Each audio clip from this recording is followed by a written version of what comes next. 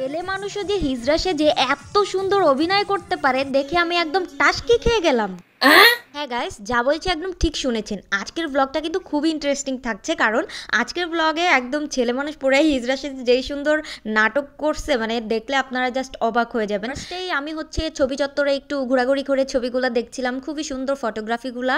আর দেখতেই পাচ্ছেন যে রাতের বেলা চারপাশে একটু আলো কম, আই থিঙ্ক আপনাদের খারাপ লাগবে না। সো চারপাশের মোটামুটি ভালোই ডেকোরেশন করা, প্রদর্শনীর জন্য আর কি ছবিগুলো রেখে দিয়েছে। তো আমি আর কি এমন টাইমে গিয়েছি যাতে একটু চাপ কম থাকে মানুষের। সো এই যে দেখেন না, এই ফটোগ্রাফিটা কিন্তু অনেক সুন্দর। একটা মানুষ বাঘ ধরে আছে, মানে বাঘের মুখ। কনকনে শীতের রাতে এরকম ছবি প্রদর্শনী করতে কার না ভালো লাগে বলে। সো ছবি প্রদর্শনী করা শেষে চলে আসলাম কনসার্টে, লাইভ কনসার্ট দেখতে। আর ভালোই লাগছিল ওনার গানগুলো। আমি শোনাতে পারবো কিনা জানি না, ইউটিউবে কপিরাইট খাই কিনা। সো এই জন্য তারপর আমি চেষ্টা করবো শোনানোর জন্য। একদম চারপাশে সব দর্শকরা এবং চারপাশে লাইট একটু কমই ছিল, কারণ এরকম কনকনে শীতের রাতে অন্ধকারের মধ্যে এরকম গান শুনতে কিন্তু অনেক ভালো লাগে, আবছা আলোতে আর কি। সো আমাদের অনেক ভালো লাগছিল, আমি আর আমার হাজব্যান্ড মিলেই গিয়েছিলাম। আর উনি বেশ কয়েকটা গান গেয়েছিল, মেবি 3 থেকে 4টা। গানগুলো খুবই সুন্দর ছিল, শুধুমাত্র গিটার দিয়েই উনি নিজেই কি বলে মিউজিক দিয়ে গাচ্ছিল।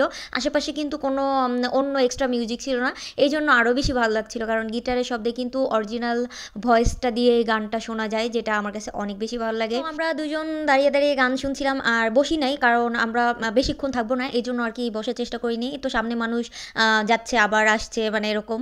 আমরা আর বসি নাই ভিতরে, ভালোই লাগছিল দাঁড়িয়ে দাঁড়িয়ে গান শুনতে। ওনার গান শেষে আমরা একটু ব্রেক নিলাম, আশেপাশে একটু ঘুরে দেখছিলাম যে আসলে কি কি দোকানপাট বসেছে। তো এখানে স্টুডেন্টরাই আর কি বেশ কিছু দোকান নিয়ে বসছে। সো এখানে আমরা একটু ওয়ালমেট ঘুরে দেখছিলাম, ওয়ালমেটগুলো কিন্তু ভালোই লাগছিল। আর ওয়ালমেটগুলো হচ্ছে সেট হিসেবে সেল করছিল, এই জন্য আর আমাদের নেওয়া হয় নাই। 1 থেকে 2 পিস যদি নেওয়া যেত তাহলে আমরা নিতাম আর কি, এরকম একটা আমাদের পরিকল্পনা ছিল। সো এই তো খুব একটা লাইটিং ওরা আসলে করে নাই, নিজেদের যেমন চার্জের লাইট দিয়েই আর কি লাইটিংটা করেছে। আমরা আবার চলে আসলাম লাইভ কনসার্টে। সো এখন হচ্ছে কি বলে নাটক শুরু হয়েছে, যেটা নাটকটার মেন বেজই হচ্ছে তৃতীয় লিঙ্গকে কেন্দ্র করে।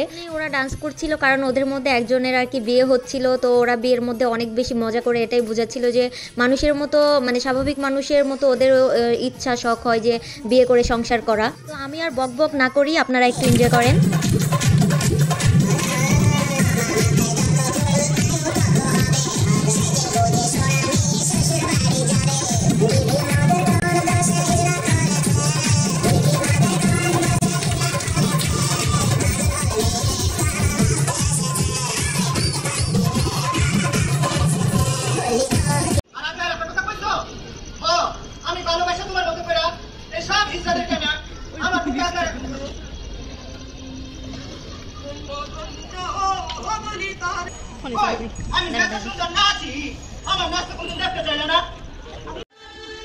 সাজিয়ে গুজিয়ে দেব রে সাজাই তোরা সাজিয়ে গুজিয়ে করি নাটকটা দেখে একটু হলেও বিনোদন পেয়েছেন। আসলে পুরোটা আমরাও দেখি নাই, কারণ এটা দেখতে গেলে অনেক রাত হয়ে যেত।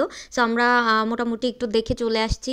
তো আস্তে আস্তে এখানে একটু ভাজা পোড়া ছিল, শীতের মধ্যে ভাজা পোড়া খেতে কার না ভালো লাগে বলেন। সো আমরা আর কি নিচ্ছিলাম এখানে আর কি বেগুনি চপ, তারপরে কি বলে ডিম চপ, মাশরুম চপ, আর আরেকটা যেন কি নিয়েছিলাম মনে নাই। তো এই 4টা আর কি আমরা নিয়েছিলাম। তো এক একটা হচ্ছে 10 টাকা করে।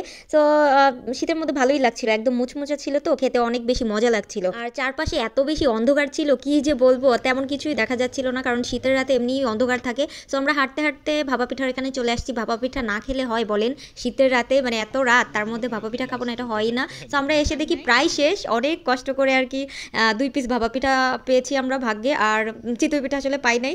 তো এই 2 পিস খেয়েই আমাদের অনেক ভালো লাগছে। আর এরপর বাকি যারা আসছে তারা তো ভাগেই পাই নাই। সো এই দিকটা আমরা অনেক লাকি। যাই হোক, এটা হচ্ছে জাহাঙ্গীরনগর বিশ্ববিদ্যালয়ে হিম উৎসব ছিল, এটা প্রতি বছর শীতে এই উৎসবটা হয়। সো পুরো ব্লগটা কেমন লাগলো অবশ্যই কমেন্ট করে জানাবেন। আর আমার ঘর গল্প ইউটিউব চ্যানেলটি সাবস্ক্রাইব করে না থাকলে অবশ্যই সাবস্ক্রাইব করবেন। সবাই ভালো থাকবেন, আল্লাহ হাফেজ।